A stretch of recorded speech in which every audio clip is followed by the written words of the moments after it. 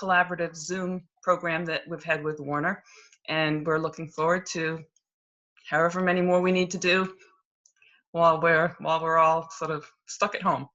But at any rate, so tonight's program is especially timely. The speaker we had a couple of years ago at the Historical Society, and she was really a terrific speaker, and we knew that with the pandemic this year that it would be a perfect time to ask her to come back and do her program, which she's kindly agreed to do, along with some updates to reflect the current situation. And so our speaker tonight is Marion, or as she goes by, Molly Dorsey, who grew up in California, where she earned a BA from Stanford, majoring in both history and human biology. She later completed a law degree from Harvard Law School and a PhD in history from Yale. Currently, she is Associate Professor of History, as well as a Lamberton Professor of Justice Studies at the University of New Hampshire, where she teaches classes on war and society, the history of espionage, history of medicine, and legal history. She has published work, some of it under Marion Girard, on the history of chemical warfare and the history of medicine. Currently, she is working on projects on chemical warfare and World War II, as well as the integration of professional doctors, nurses, chaplains, and clergy into the modern American military. And so now I will turn it over to Molly Dorsey, and she will be sharing her screen so she can show you the slides that are part of this program. Thank you so much, Lynn and Heather, and thank you to Warner and Hopkinton for inviting me, and all of you for turning out. And I need just a minute to do that awkward switch over as I work to share the screen. Let's see. Do you have the slideshow version, or do you see all my notes at the bottom too? Slideshow. Perfect. Okay, thank you. It's always hard with the two screens to switch over. Anyway, thank you so much for inviting me. I keep swearing that I'm going to pick a really light and friendly topic like, I don't know, the history of cake making or something, but I never quite get there. And so I am talking today about the influenza pandemic of 1918 and 1919, and it's really its legacy.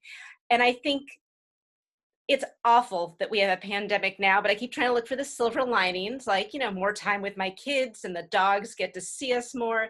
And one of them is that with distance, maybe we look at the pandemic of 1918 and 1919 a little bit differently because we're looking at it through new eyes. And at the same time, maybe looking back at the pandemic that occurred 100 years ago, we can, if we view it through sort of a historical lens, maybe we can look at what's happening today a little bit differently to see what's new.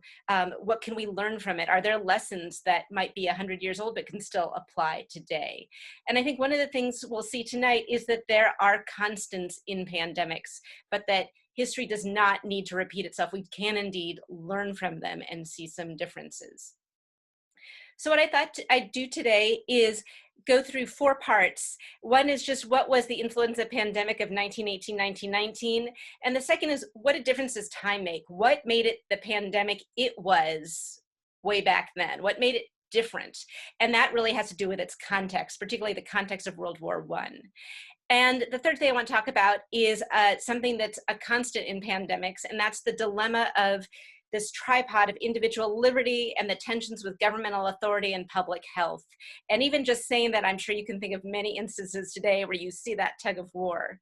And the last thing is to tie it together and to bring the pandemic from 100 years ago and to think about how we've remembered it and what its impact is on COVID-19 today. And just to look at the slides here, I went with an animal theme, partially because when I was looking at pictures of World War I that I hadn't seen many times, I saw this one of gas masks on dogs and soldiers.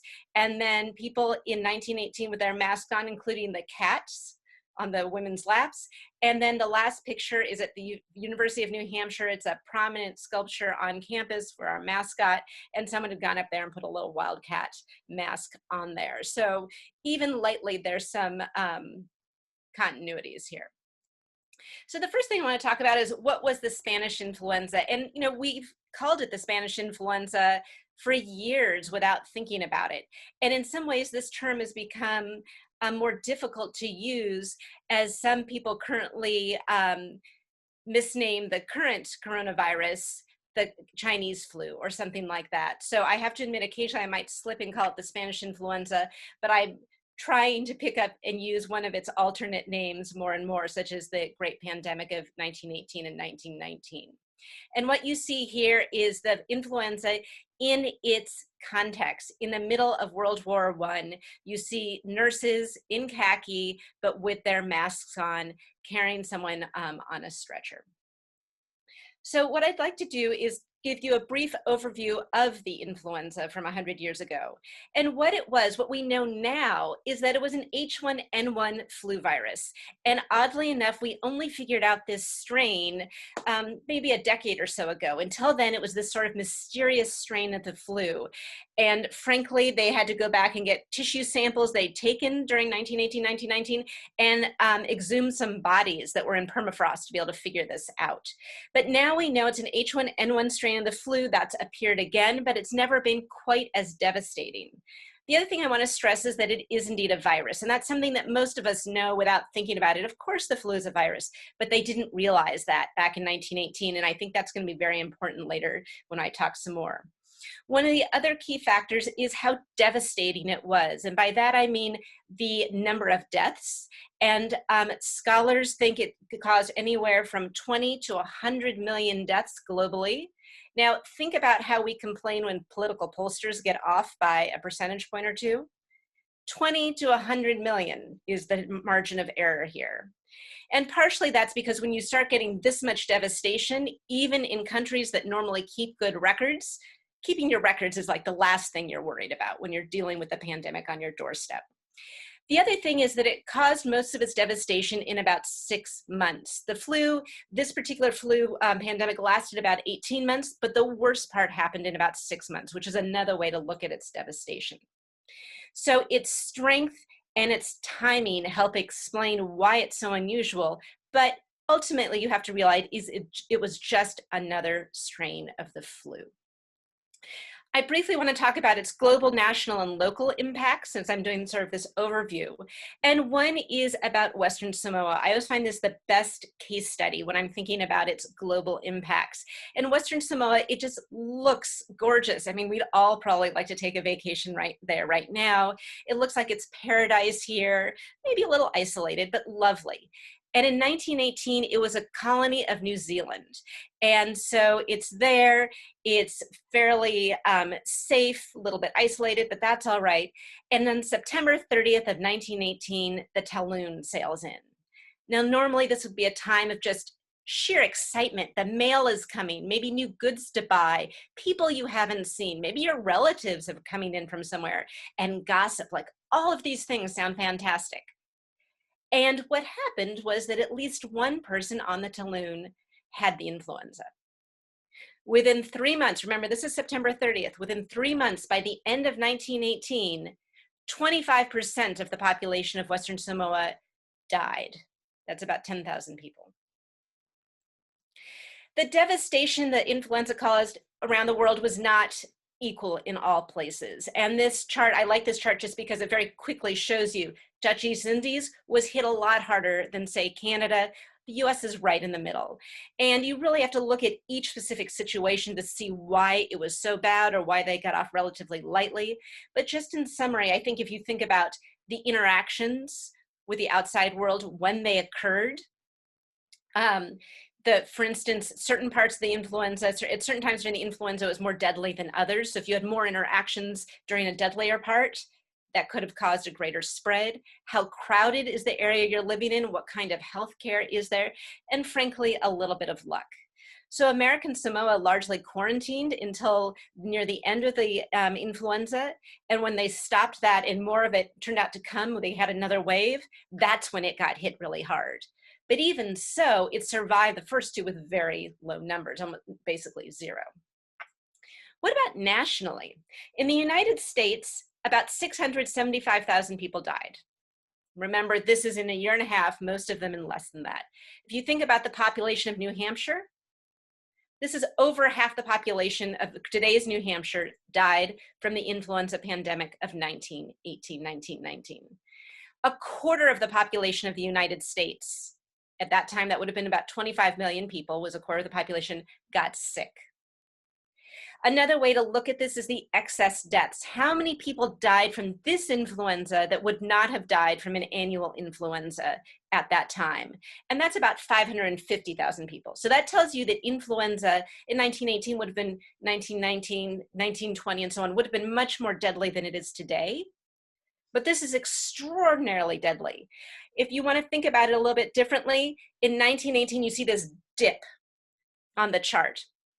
That means the life expectancy in the United States went down 12 years that year in 1918 because of the flu.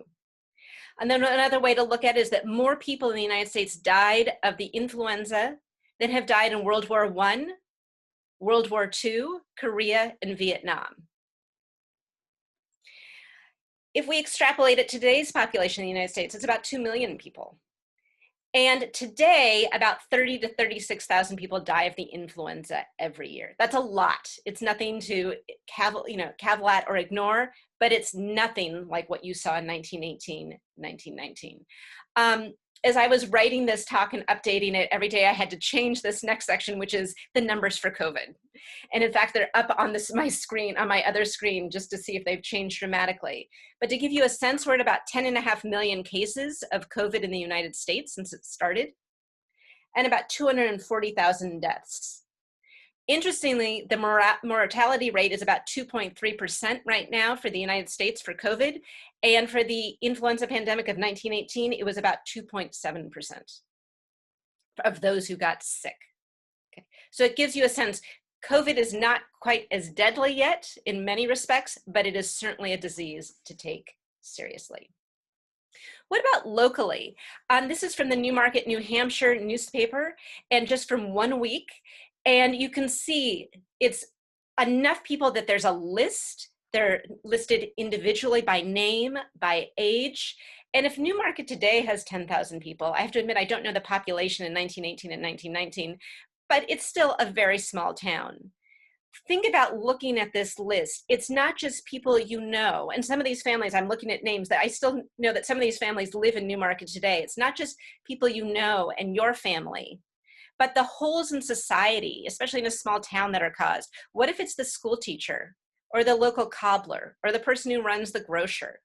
What does that do to how your town works when they die, when they're sick? What about the anxiety of looking down the street and saying, wow, I know a couple of these houses have people who are sick. What if I'm next? So there's local experience. It's more than just who gets sick and who dies, but it's the social stressors, the physical ones of doing your daily life. Where do I go to the grocery now? How do I get my mail? And it's also the psychological anxiety. And the other thing is that you could often see the influenza coming. So if it was in Dover one day, it might be in Durham next if we're coming down Route 108, or Newmarket after that. And people tell the story of seeing it come down the highway, probably because it was being spread by people like the mailman or by delivery people or something like that. That often caused it. So you can see it coming, and that adds to anxiety. But there are oddities about this influenza, and I touched on some of them earlier, but I just want to add a few more here. One is that it came in 3 waves. And this first, if you look at the CDC chart, you can see that 3 big bumps. And the first one was not really noticeable. There were a couple of comments, if you read about it, that, there's a particularly kind of virulent disease this spring, but then it's kind of gone before they really do anything about it. No one's really keeping track. These are more anecdotal remarks. And then all of a sudden, in the summer and fall of 1918, and I say that kind of broadly because it depends where you are, just like we see now that COVID seems to peak and go through waves in different places at different times, that was the same thing that would happen. But summer and fall of 1918, this massive spike occurs, and that's when most of the deaths occur. And then the winter, really early spring of 1918 is when a 3rd wave takes place. So you see these waves. When will this end? And we know it has 3 waves now, but can you imagine being in the middle of it, having no idea what will happen? The other chart that looks a little bit older is something else that's really interesting about the 1918 pandemic. Most pandemics create sort of a U-chart. So you'd see the spike at the very young and the very old. So you'd see it on either end if you look left and right. Instead, what you see here are the peak columns in the middle. Sometimes people describe the pandemic of 1918 as being a W. I think it looks more like a handwriting lowercase n. There's a little bit of a spike on the very left for the young. Those are the people who are dying more. And then there's this bump where there's sort of the peak of an N, and then it goes way down like the slope of your N if you're writing a cursive N. What happened is that the very young were still susceptible. They always are to the influenza. But this middle group where the columns are highest are the people who are aged 20 to 40. These are the people who should be the healthiest. And they're the ones who are dying the most. We think it's because of cytokine storms, something that we're hearing more about now with COVID, where, and this is very much my layperson's description of them, your immune system sort of overreacts. It's so strong, and then when it overreacts, it basically hurts you as it's trying to fight the virus. And these were the people that were hit the most because they had the strongest immune system. So when they went haywire, it hit them the most. The other thing to think about is, remember, World War I's going on. So who is in the most crowded conditions anywhere and traveling around the country and exposed to more germs than ever? Gee, it's the young adult males who are in the military. And so they're also being hit. Why were the elderly not hit as hard? There's some thought that probably there was a related flu that had come around maybe 40 years earlier, when the people who were more elderly in 1918 were healthy young adults themselves. And so maybe they had had a little bit of an immune system tester back then to a similar influenza strain. And so they weathered the influenza in 1918 better. Not perfectly, but better. So that is one of the reasons you get this funny description of when it occurs and how it hits people. Just a verbal description. The perception at the time, what did people think? Well, Dr. Victor VAUGHN was the Surgeon General of the Army, and he reached a pretty frightening conclusion in 1918, and I'm going to quote him for just a moment. He said, if the epidemic continues its mathematical rate of acceleration, and you can imagine looking at this middle wave, something like that, the civilization could easily disappear from the face of the earth within a few weeks. Now, thank goodness he was wrong, but here's this guy's the Surgeon General of the Army in the middle of a war. You'd think he's seen and hearing and reading about horrendous things. And this is how he reacts to a disease that's going around the country and even the world. All right, what about the context for this?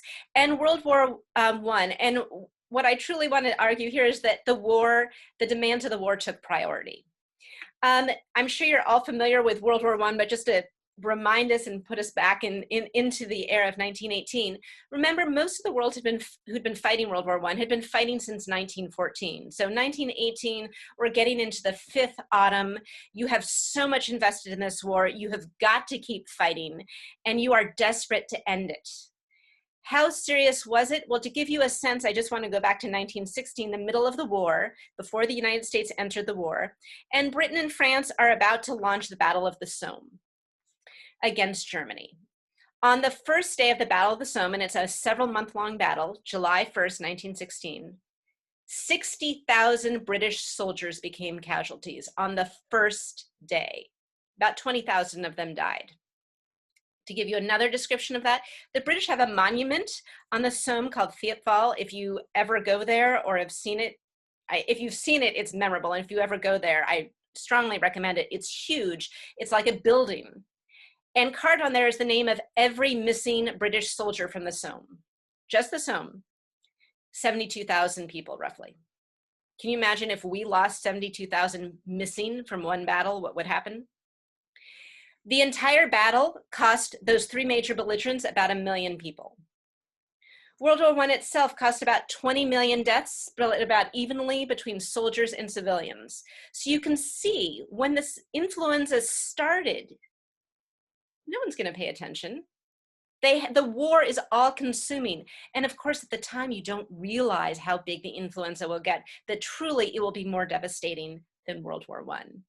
The other thing going on is World War I was killed empires, the German Empire, the Austro-Hungarian Empire, the Russian Empire, the, let's see, I think I said the Ottoman Empire, German, Austro-Hungarian, at least 4 of them. Sorry about that, I lost track.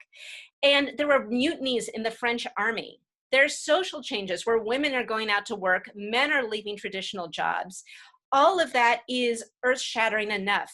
The flu at first just looks like this annual scourge. It doesn't look like something particularly different.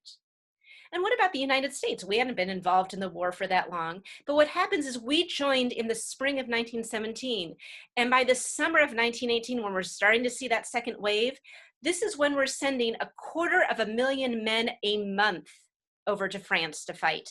And we're just starting to integrate our troops because General Pershing in the United States wanted American soldiers to fight together under American leadership. So it took us a while to actually get into the battles, but we're finally digging in. And President Wilson wants more than anything, not only for us to win, but for the United States to be in a position where it can help negotiate the peace treaty. It needs to play a big role in this war. And so that is the focal point. And when the flu first starts appearing, one of the first places it appears, and some people think it actually originated here, but we're not actually too sure, is Camp Funston, which is part of Fort Riley in Kansas.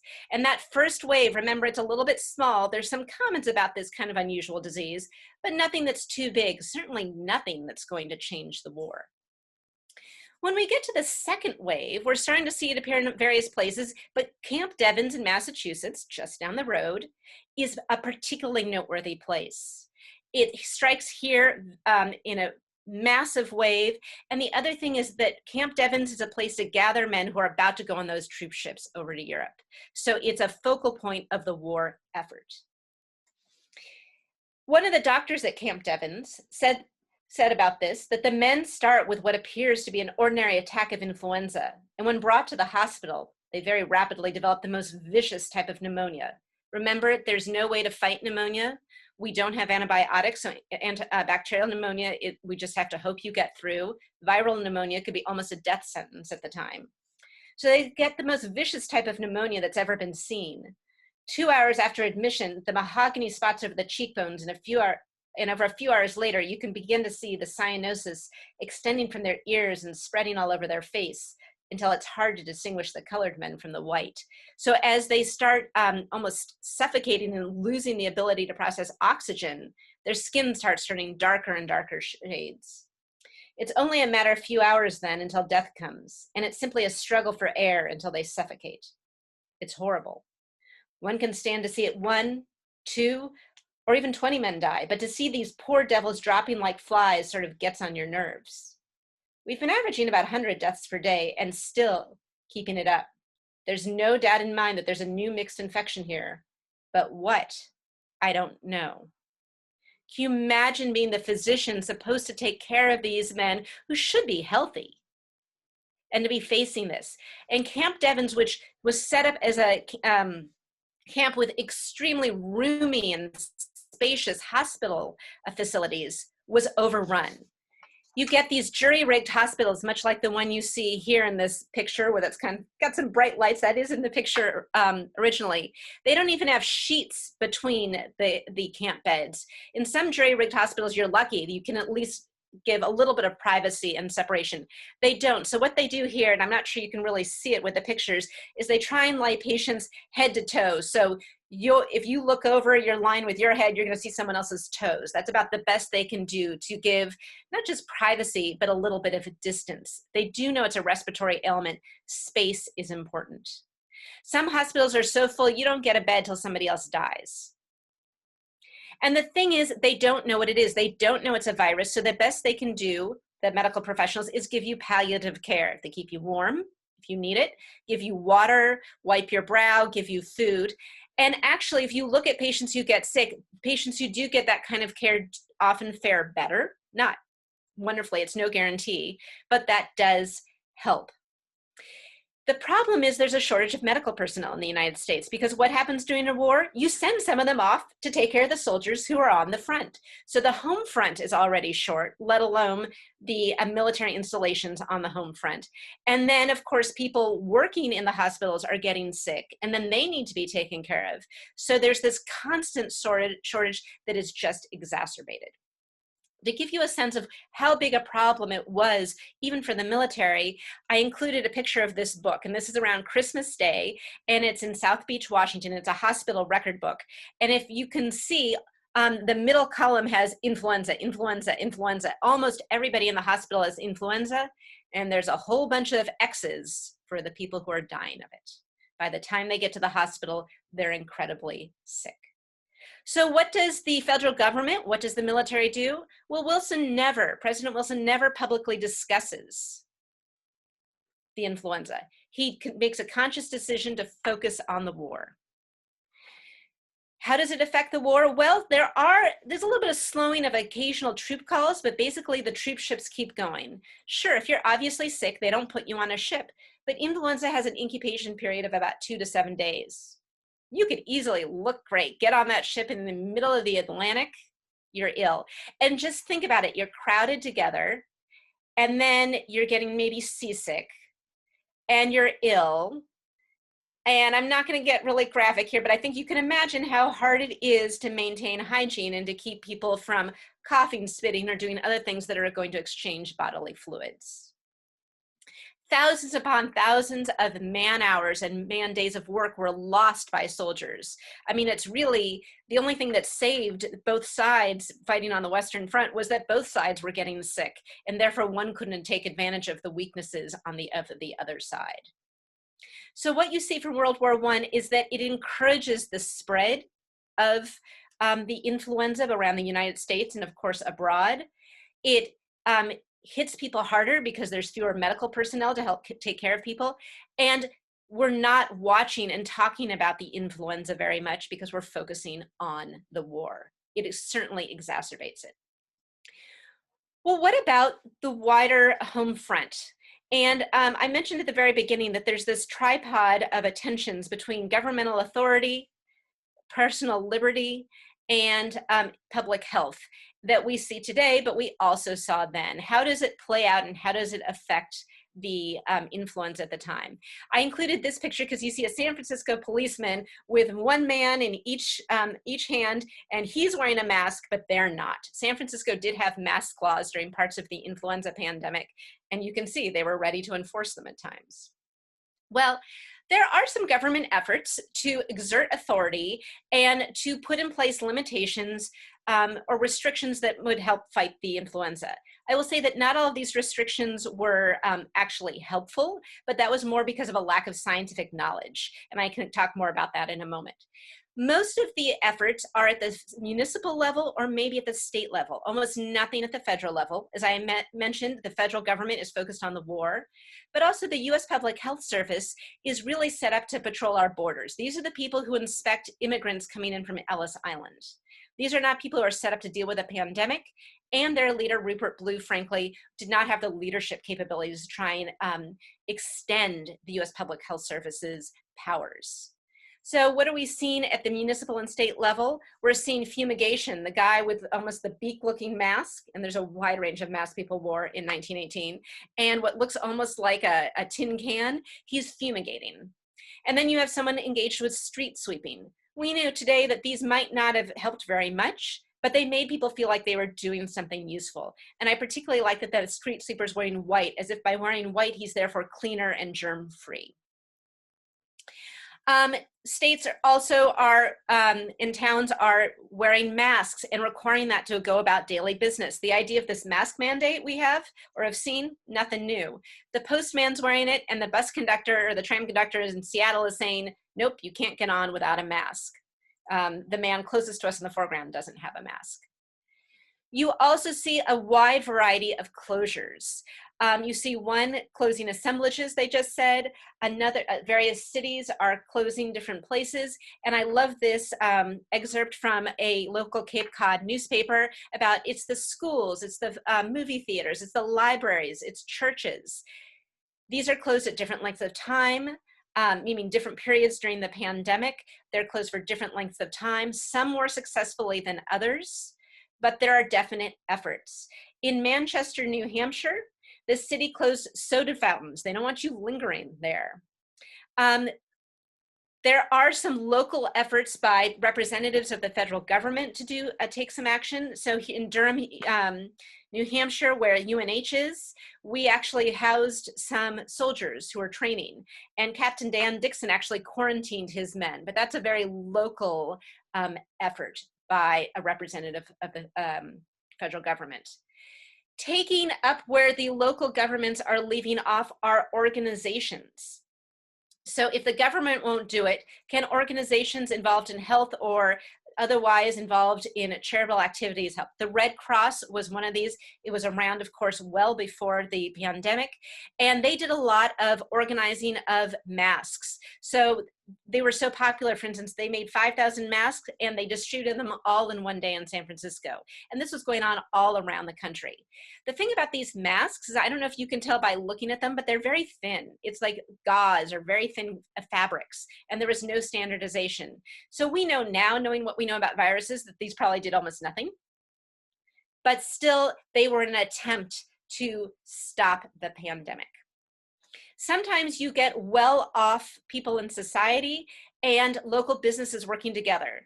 And in this case, the Council of National Defense in Philadelphia was actually by some of, really promoted by some of the most socially prominent families in Philadelphia. Strawbridge and Clothier was a well-known department store. And what they did is they banded together to turn it into a triage center. So just like you call LL Bean today to get your favorite duck boots, you would call Strawbridge and Clothier's for their mail order service. Except during the pandemic, you call them to say, look, I've got 3 people sick at home.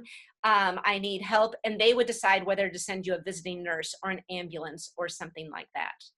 And then you have the pre-professional volunteers. Of course, the nursing students, they get to go to the hospitals and work in the wards. The medical students do the same things.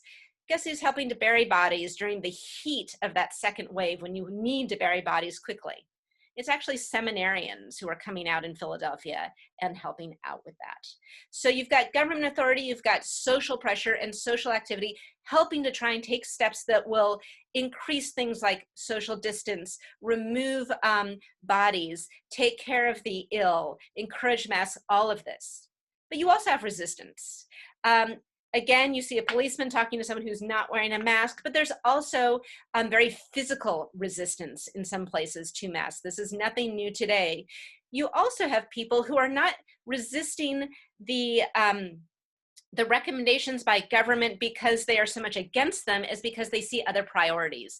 And with the war going on, what happens is Liberty Bond rallies are really hard to resist. And different areas of the country have quotas they need to meet during each Liberty Bond wave. And in order to finally make the quota, people started getting together around the country in big rallies. They thought they were doing a good job doing it outside. That probably helped, but not a lot. This picture is actually from Michigan, but I want to tell you about what happens in Philadelphia.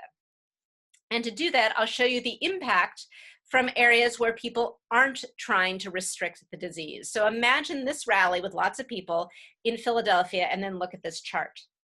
The New England Journal of Medicine described a scene after a September 28, 1918 Liberty Bond rally that drew 200,000 people.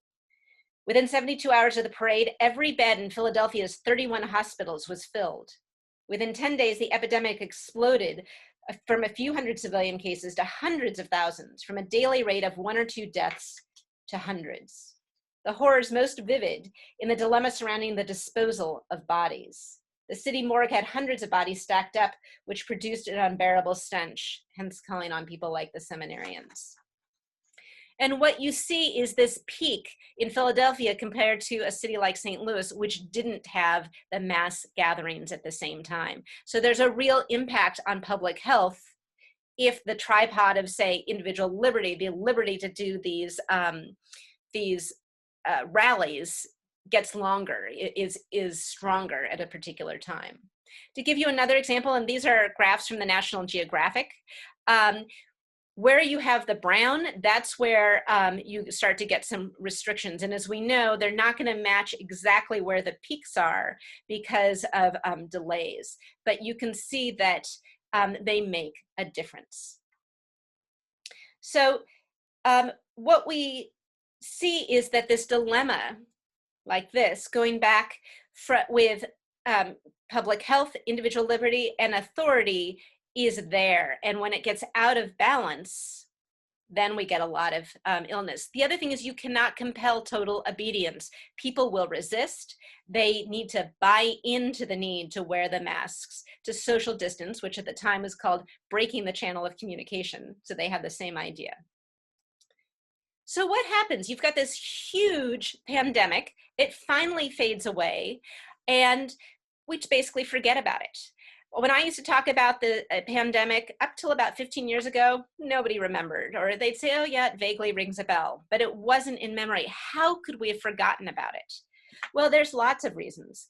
One is, here's a display of famous survivors. Look at this, leaders of our country, of Britain. There's many others like this. They got sick, they survived, but you know who didn't survive were their adult children, those people in that 20 to 40 age range. And those people who died were not the leaders of the country. If President Wilson had died of the influenza, I bet we would have remembered it pretty consistently from 1918 onward. The other thing is there's not a lot of art. Think of all of the poetry you have read about from World War I, all of the paintings you have seen.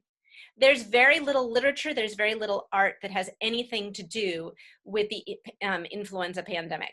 I'm including a picture of this because it's one of them. If you take away the magazine, you know, display the emerging infectious diseases, you see a painting by Edvard Munch, who's best known for the Scream.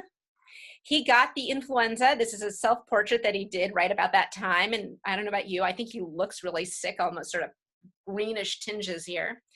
And this is one of the few paintings that we know is about the influenza. I like this because I liked this version of it because it was reused for a cover of the Emerging Infectious Diseases magazine or journal, which I think is incredibly appropriate. But there's very few stories, very few pieces of art to remind us. World War I took over, and we remember people from World War I. Think of all the memorials you've seen in small towns, in big countries. November 11th, Veterans Day, is all about commemorating World War I. It originally started as Armistice Day, the day the war stopped. And we like to remember heroes. It seems much more heroic to die of the from war than it does from the influenza. And finally, we don't really talk about our personal tragedies, right? We don't go up to someone and say, hi, my name is Jane Doe, and by the way, I lost 3 family members from the influenza. We just don't do that. It becomes a small family tragedy, and eventually a couple generations down, maybe you remember that great aunt Mildred died of the influenza, but you might not remember that she died of the influenza. When we did remember the pandemic over time, it tends to be in areas that are very hard hit. I had to look very long and hard to find memorials to the influenza. So I found one for you from New Zealand, and it commemorates the Maori in a certain area, a pretty hard hit community there. That's the tall column with the statue on top. Or it commemorates people who fought in the influenza, and I use the word fight very deliberately. This plaque is for nurses who cared for university students. It's commemorating their heroism at serving during the pandemic. Okay. When we've started to remember it more recently, it's for entertainment value. It's sort of mere entertainment. If those of you who are fans of Downton Abbey may remember that Lavinia dies of the influenza. Or this is a brand new memorial dedicated in 2019 in New Zealand. It says 1918 influenza pandemic. But if you read the text, which is much smaller, you find that it's on the grounds of a memorial to World War I.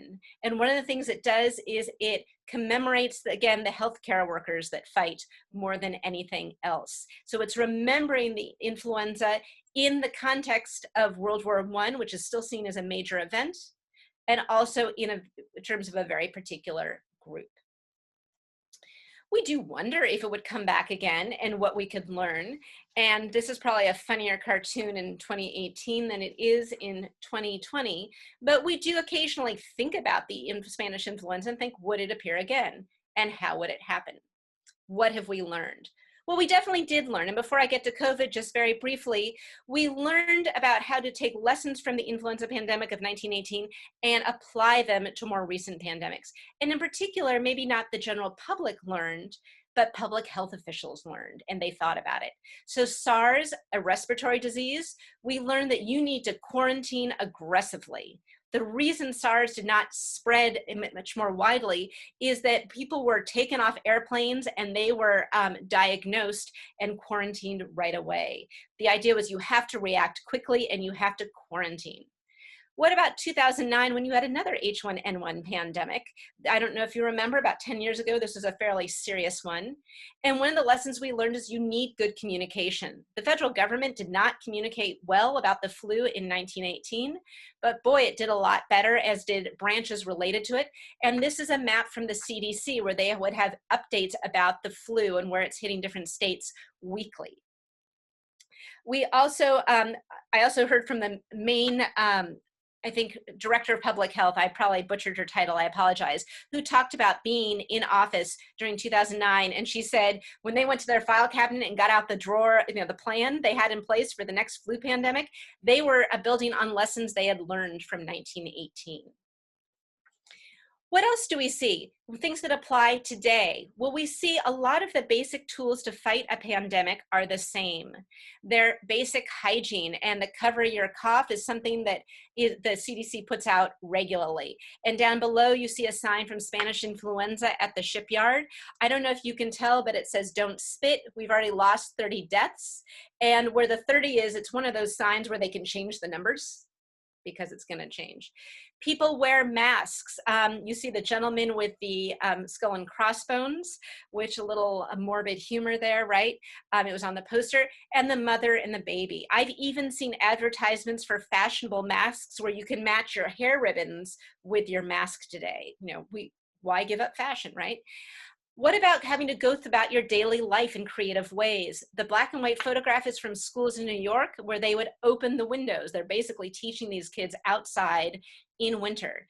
And this photograph I took is from Dover High School down the street. They're doing remote learning. We have to continue, but we're gonna have to do it a little differently to increase social distancing, ventilation, and things like that.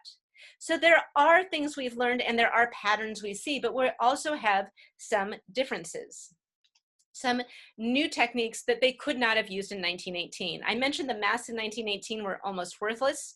Well, today we know that it's a virus that causes the diseases, like the influenza or like COVID, and we have much better PPE and even face shields.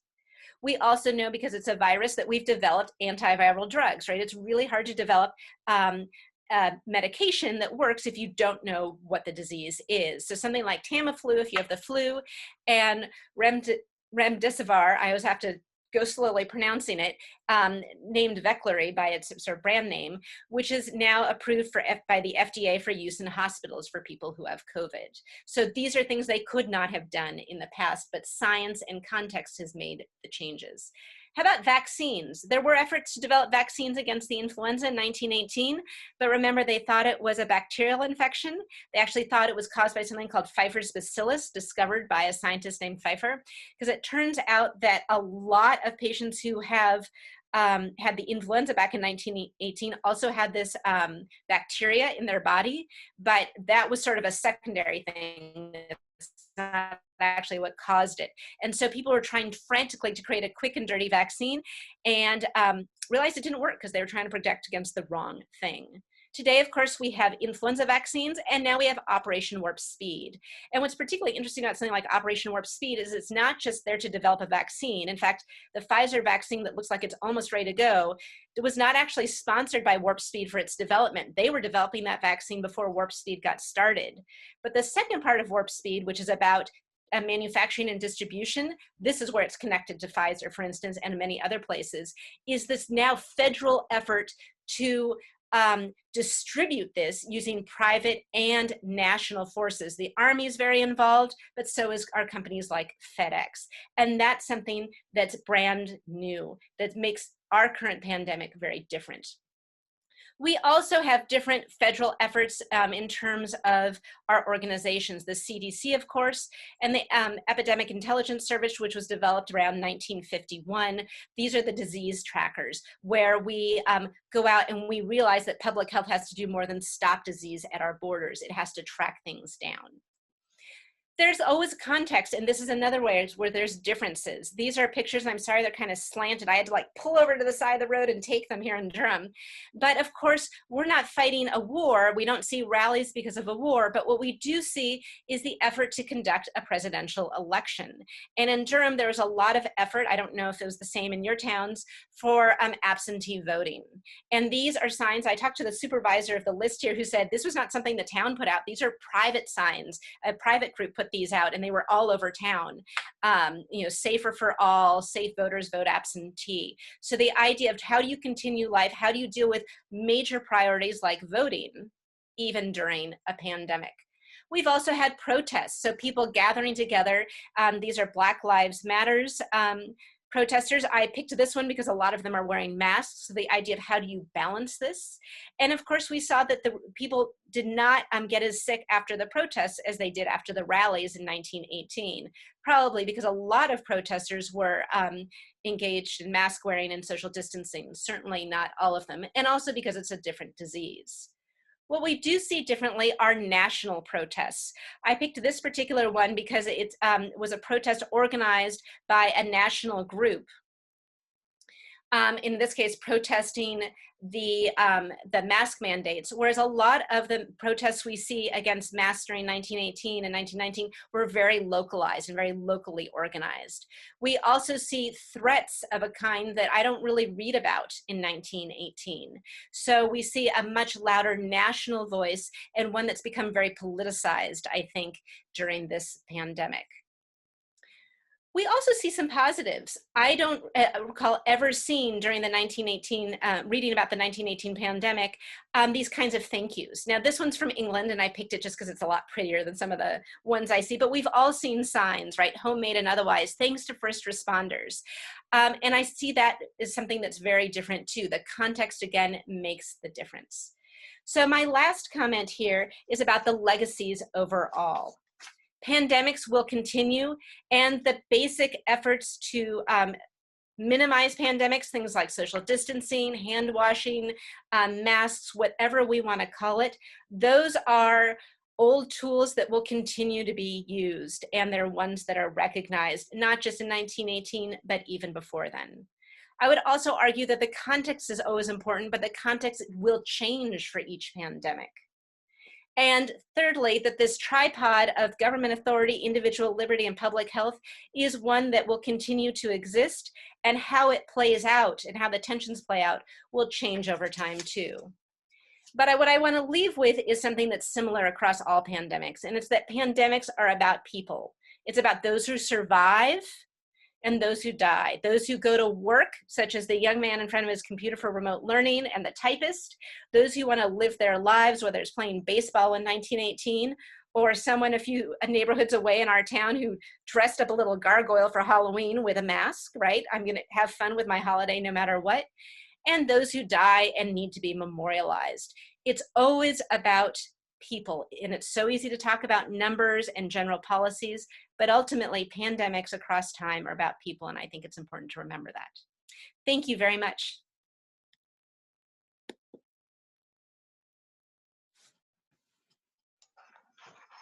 Well, thank you so much, Molly. And so now I think what we can do is open it up for questions. And I see one in the chat. Would you like me to start with that one? And absolutely. There? Okay. And then do you want people to put them in the chat or to raise hands or speak out? What works best? Maybe it would be easiest to put them in the chat because I don't think we can see everybody. Okay. So we might not see if someone raised their hand. Great, thank you. And please, if I miss one, speak up and make sure that I come back to it. So what caused the 1918 influenza to go away? You know, it's funny, we talk about it as being a 1918-1919 pandemic, but actually if you look around, there was a little bit of it in 1920. So it sort of was even a more minuscule wave then. But what really happens is that it runs out of people. We keep talking about herd immunity, the idea that so many people might get, for instance, COVID or something else, that there'll be no real new group for it to infect. And that's pretty much what happened with the influenza of 1918-1919. You know, it caused 20 to 100 million deaths for this to happen, but eventually it ran out of big groups of people to infect and spread through. And so it's not a heroic ending, but it just sort of petered out eventually as a result. Are pandemic nature's way of population control, are they inevitable? That's a really good question. I'm not a scientist, so I'll give you my best historian's answer, but if someone's a scientist and knows a better answer, I'd certainly love to hear it. I think they're not necessarily, I certainly don't think nature's conscious of creating a pandemic for population control. I think what happens is that viruses develop and we interact with them, and we become that new population that hasn't been in contact with this virus before.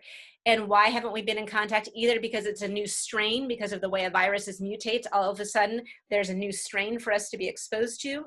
Or what we find is that we are now in contact with a strain that maybe has existed, for instance, been carried in animals, maybe doesn't affect animals that much or the way it affects us, but now all of a sudden we're in much more contact with animals. So, and what happens often is that, well, let's talk about bird flus. So there's various strains of bird flus. They're going around birds, maybe causing problems that are severe for birds, maybe not. And then somebody catches it from the bird. The strain mutates just enough that you can get that transferred to humans. And then it mutates more, and now humans can infect other humans. When it's just in birds, or when it's a bird that directly affects the occasional human, it's actually not that big a deal in terms of the danger to the wider population. It's when it mutates enough for human-to-human transmission. And one of the things we find is that influenzas like this often come out of animal reservoirs. And so they often come out of places where you're in close contact with animals. And if you're in coronaviruses, for instance, are often in bats and in some other animals. And that's why it's very likely that this one came out of a meat market in China, where all of a sudden people are getting exposed to these wild animals they might not otherwise be exposed to in the same way. And so it's the wrong place at the wrong time. Like the strain of the virus, you're interacting with it, it mutates enough to pass on. And are they inevitable? Probably. At least getting exposed to new diseases, new strains is probably inevitable. But in many ways, we can react more effectively to them if we recognize them early enough and if we're willing to take the actions required. So you see that with SARS, it was stopped pretty much in its tracks. You see that we have better tools to fight them now, whether it's Tamiflu, we're developing new pharmaceutical treatments now, we are better at getting vaccines, but there's almost always going to be a cost to doing it. What kind of toll did the 1918 pandemic take on healthcare workers? That's a great one. Just like now, they were on the front lines many times, particularly when they were working in some of these hospitals that were dedicated almost entirely to influenza patients. It was really tough. And you read about, great, they're excited to get nurses, and then all of a sudden, oh my gosh, they're down low again. So it was very hard for them. It was very hard on healthcare workers. And the other thing is the healthcare workers who are around are exhausted and vulnerable as a result. I was just reading today about one doctor who was really the sole healthcare provider in his area, and he made something like 100 calls that day. I mean, how long can you keep that up before you get sick of something, right? Even if it's just exhaustion. Let's see, even if a vaccine is distributed, we've heard that about 40% of the people will refuse to get vaccinated. What do you see happening as a result of that inaction by many Americans?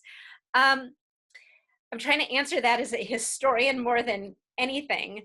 But what we know about, so I do teach history of medicine more widely. And one of the things we see is that different diseases against which we're protected by vaccines require different percentages of the population to get that vaccine for the disease to essentially be unable to spread. And I know that was sort of convoluted, but for instance, you might need, and I don't quote me on these exact diseases, a larger percentage of the population to be protected against measles, to stop measles from spreading wildly in the population because it's such an infectious disease, than you do maybe against, I don't know, polio.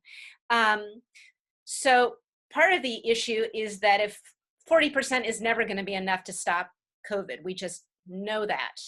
And so if only if only 60% get vaccinated, will that be enough? Probably not. I think they're guessing 65 to 70%, although we don't totally know. It's going to depend a lot on how effective that vaccine is. I think the problem is COVID will be around until we find ways to cope with that. Now, whether that's going to be vaccines, whether that's going to be maintaining our masks and social distancing, whether it's going to mean tolerating a certain amount of illness in the population, that's really hard to tell. It's unlikely that COVID's just going to go away if we are vaccinated. What I've been reading lately is the idea that probably this will be one more annual vaccine we get, just like the flu. But that's also hard to know because we don't know how long any potential COVID vaccine will last. How long will it protect us? So I'm sorry that wasn't a terrific, thorough answer to your question, but I hope at least it was a start. Oh, great question about why was it called the Spanish influenza? Well, remember I said context. So this is happening during World War I, and nobody wants to admit that they have a pandemic going on because it makes them look weak, right? And there were actually some concerns, at least in the United States, when it first appeared, that maybe this was biological warfare by the Germans. So we really don't want to announce that we've got this pandemic going around. But Spain did not have censorship. And so its newspapers were some of the first that said, we've got this weird influenza pandemic going. And as a result, it got labeled the Spanish influenza, and it just sort of stuck. So it's not that it started in Spain, it's that Spain didn't have censorship. And as a result, it got stuck with the label. What was the biggest long-term effect the 1918 pandemic had on society? Oh, that's a great question, and I wish I had a simple answer. In some ways, I think the longest effect is probably not that we forgot about it, but that there are lessons that public health officials have learned about it that they have been able to apply to more recent illnesses like SARS. Or when COVID comes up, they have a sense of what they need to start to investigate, even if they don't know what they definitely need to recommend. So we all know that the CDC did not recommend masks right off the bat for COVID. But there was an awareness that, is this caused by a respiratory transmission? If so, do we need masks? There was an understanding of what viruses are. There's definitely an understanding that clear communication is one of the most effective things you can do. If you can get consistent messages out, it's one of the most effective things you can do to really get people to figure out how they need to respond to a pandemic. Also, who should be doing the communication? I didn't talk about this much, but there was a real understanding that it needs to be people that are trusted. And that was one of the benefits of some of the local recommendations in 1918, and that so prominent families would be involved, the Red Cross, people that were trusted. So one of the things that's interesting, for instance, at UNH is absolutely the administration has lots of rules, and we see signs up all over the place about wearing masks, but they also really got students involved in trying to communicate the ideas and getting on social media, figuring that students would also listen to other students, perhaps more than they would listen to administration and res ed advisors and faculty and things like that. So I think it's understanding how to fight a pandemic, even if those aren't always put into place, understanding some of the questions we should be asking. Let's see. Were men and women equally affected in the US or elsewhere? That's a really interesting question. So the first part of my answer is I don't know about whether men and women were equally affected in the US.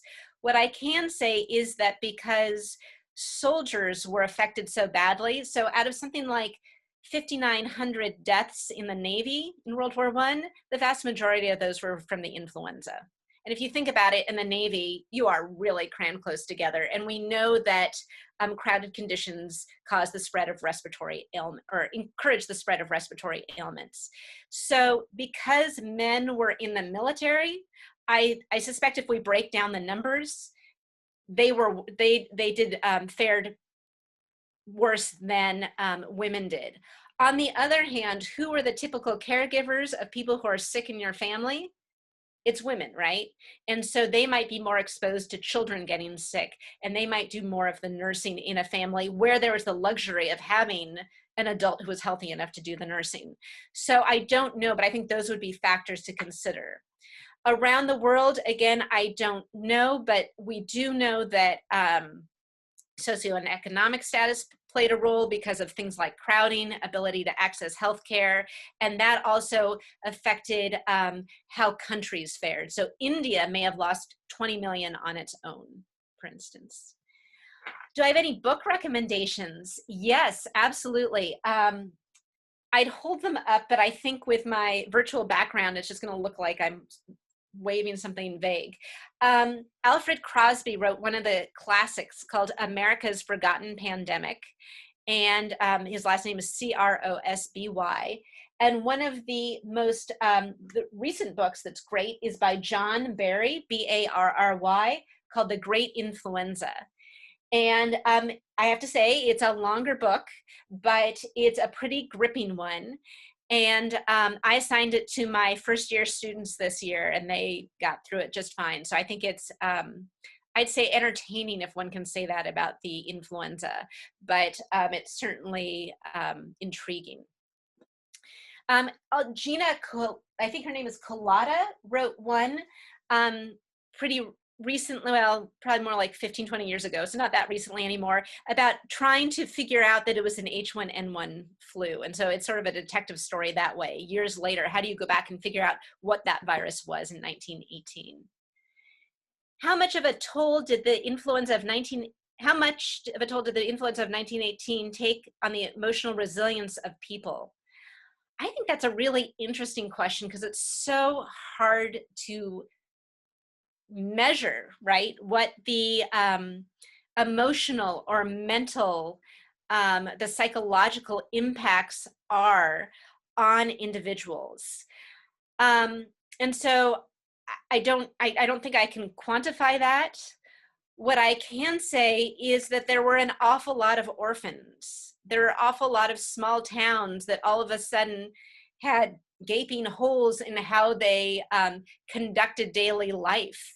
You know, people who worked in big businesses in the towns or who took care of families are all of a sudden gone.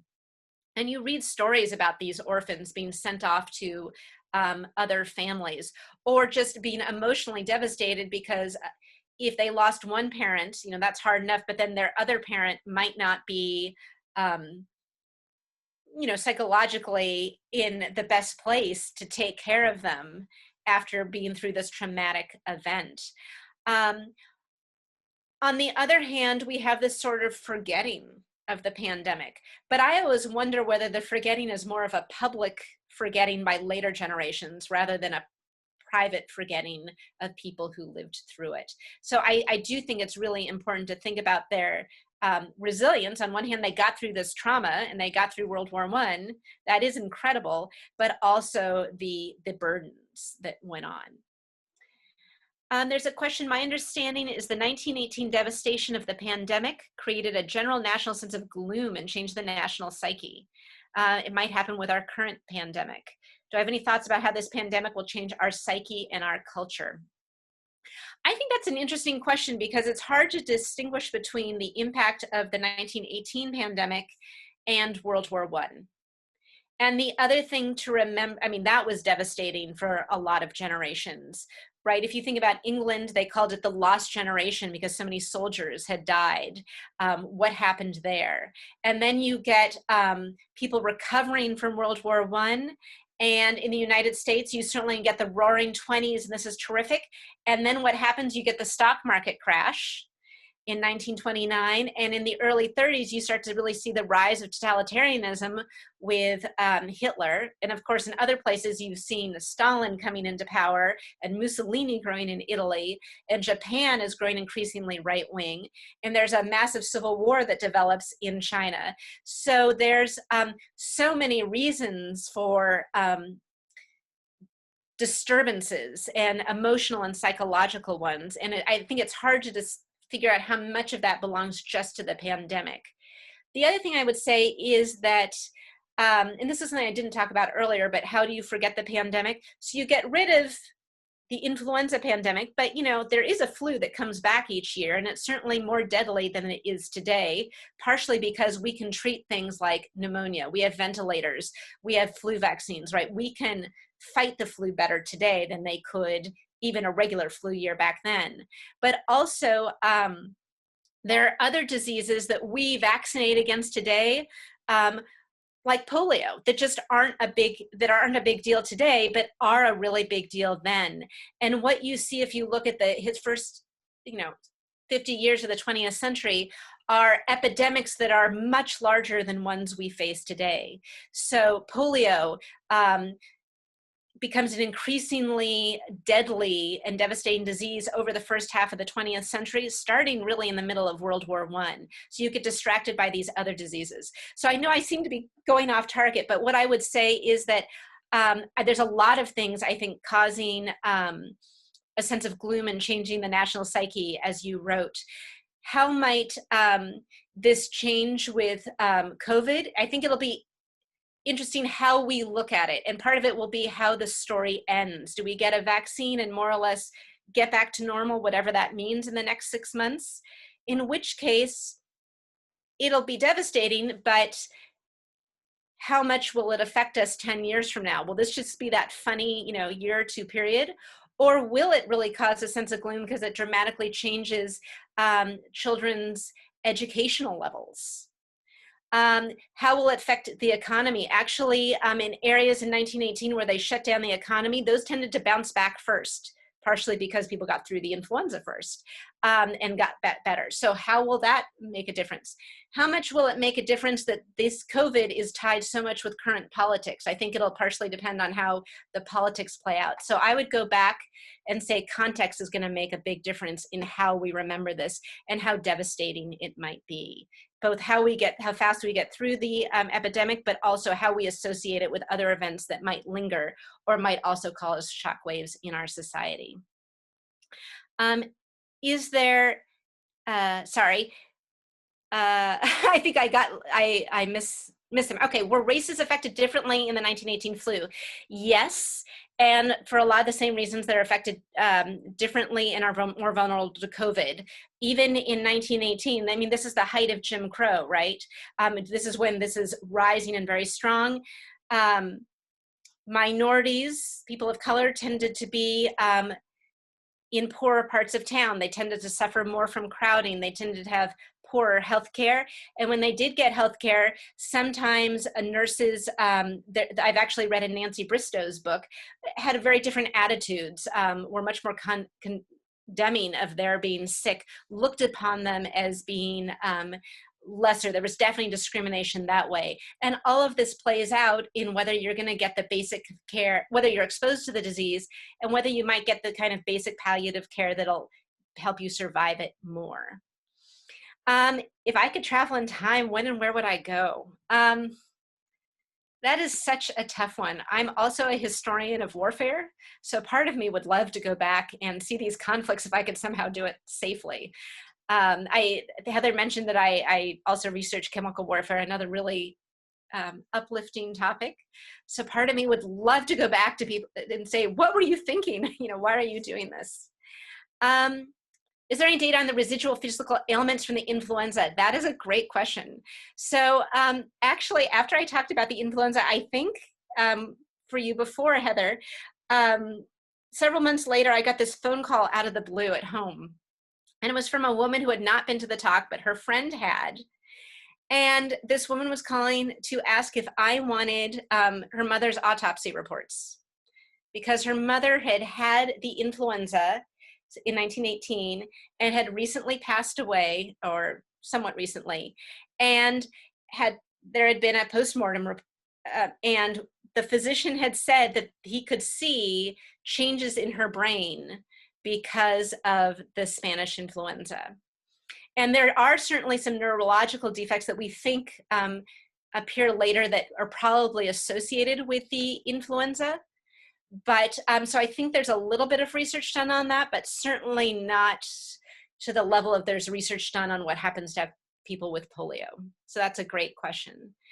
Let's see. And someone just shared that they had family members who were orphaned and were really resilient for having gone through that trauma and survived it. I guess it's what doesn't kill you makes you stronger sometimes. Heather, I'm going to rely upon, I'm happy to keep going, but I'll rely upon you or Linda stop me if I'm going on too long. Why is the coronavirus spiking around the world today when we're so much better at PPE now than at the beginning?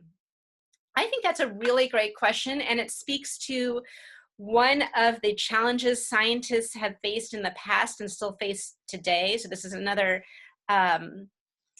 sort of continuing theme, and that scientific uncertainty is very difficult for lay populations to accept. And it's very hard to accept it and maintain trust in science. So one of the things we saw in the 19th century before the germ theory is that physicians who are now sort of the school of thought we would call mainstream physicians or orthodox or allopathic physicians did not have the kind of respect that we give physicians today. And part of it was they weren't very effective back then, and they engaged in what was called heroic treatments like bloodletting, like getting you to vomit, purges, and their philosophy just didn't appeal to a lot of people. They didn't have the kind of trust you need to be a really prestigious profession. Well, we don't have that problem with physicians particularly today, but what we do sometimes have more challenges with is trust in the uncertainty that goes along with science. I think there's a real temptation to see science as always making progress, as vaccines, as silver bullets. And what we know is that scientists too have to figure out, what is this novel coronavirus? What is the transmission? Think how long it took and how long the debate was. Is it transferred just by droplets or also by aerosols? Can you get it by touching things? Do you need to clean your groceries? Don't you need to do that? Will a mask help? Won't it help? And so as scientists are gaining knowledge, and I'm including public health officials, epidemiologists, physicians, over time, they have to update what they're saying about a disease. And I think it makes it very hard sometimes to gain trust. The other thing is when you are a little bit late to the game and you don't catch on to a new disease until it's basically already a pandemic, despite all the preparations various countries might have, they aren't necessarily prepared for something on that scale, right? There's a shortage of ventilators, of PPE, of things like that. And we could probably go on, but I think that would be my view about why there's some reasons. And of course, once you get to a certain point in a pandemic, it's hard to get it under control again. Are there notable studies about how much the world economy suffered directly from the 1919 pandemic? There are studies. I am not an economist by training, so I have to say that I know they're there. I know people have been interested in sort of where rebounds occur and how fast it occurred. But, and I know the basic, in the ones I've read, the basic thought is, wow, it rebounded a lot faster than we thought it would. What I don't know is how much that is related to moving from a wartime to a peacetime economy, where all of a sudden, instead of putting all of your efforts into making munitions, you're now spending money doing things like rebuilding infrastructure and making cars and not just ambulances and things like that. So there are studies. I'm afraid I can't recommend any by name, but that is something that interests some economists. What mistakes you, oh, I'm sorry. You want me to stop? I'm sorry, Heather, you're muted.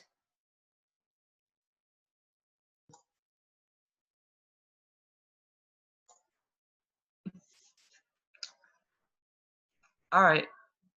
Am I muted? No, I'm unmuted. Okay, sorry. Little glitch on my end. Molly, I was going to say, how about if we try wrapping it up? I think there's one question left, and so we can let that be the final question for the evening.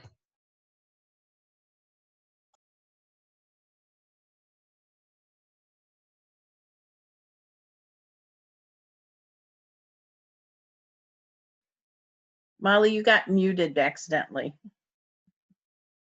There we go. I got muted and then I lost my cursor, so I couldn't unmute. I'm so sorry. That's the one problem here with all the black screens. What mistakes do you think we are making today with our response to COVID in comparison to that of the 1918 response? Oh, that's a tough one because people have lots of opinions. And again, I am not a public health professional. So again, this is from a historian's perspective. And as someone who's listened to both public health professionals and historians talk about the 2009 flu pandemic, and the reason I want to bring that in is that's more recent. So it more of the tools that we have at our disposal today were available then, and people did a pretty good job of handling the 2009 pandemic. I think consistent messaging is something that's really important. As I mentioned, you've got this tripod, I think, of government authority, public health, and individual liberty. And while you can never compel everyone to do something, you can send a consistent message about what is important. You can try and build up social consensus. As I mentioned, prominent families, local businesses got involved in 1918. And we see that in 2009 too. You can, so if you can get a consistent message and get sort of a buy-in, get a culture going that's doing the same thing, I think that helps a lot. If you can keep trust in people who are talking about and making policy recommendations, that's really important. One of the things I've I've read about is that some places believe it is not politicians who should be talking about pandemics and diseases. It should be the scientists and public health officials. As one politician said, if I say anything, 50% of the people are going to disagree with me. It becomes a political issue. If you can keep it a health issue and keep it out of politics, that maybe there'll be less tension in terms of turning it into that kind of debate. But I guess the last sort of sentence or so I'll leave with is that as we see with this influenza pandemic of 1918 and how important context was and how important it is with COVID, medicine and medical issues and health issues don't occur in this vacuum, in this black box. They occur in societies and they're influenced by societies too. And therefore, I think to handle them, you need to get social buy-in as well. And you need to meet people and address them based on what the public thinks and believes, and not just what experts believe. We can, as someone said, make a vaccine, but if we don't find out why people are hesitant, we're never going to be able to engage in a conversation about whether it's good to have a vaccine or what might make it worthwhile to get a vaccine. So thank you all so much, and for staying until 8:20 on an evening when you probably have lots to do. I really appreciate being invited and having the chance to talk about this and to think about all these questions. Thank you so much. I was not able to attend last time you were here in Hopkinton, so this is fabulous. Thank you. It was so nice to be, it really was nice to be invited. And for those of you who were there last time, thanks for sticking with a grim topic. Well, thank you so much, Molly. It's been such an interesting talk to hear it, especially from a historian's perspective, and to try and sort of separate out today's political environment. It's really been an interesting look. Well, thank you. I try. It's hard because we live in the world where medicine is part of everything else we're doing. So, but thank you again. And I hope you all have a lovely evening and stay healthy. All right. Thank you. You too. Take care. Thanks everyone for coming, and look for more programs on Zoom.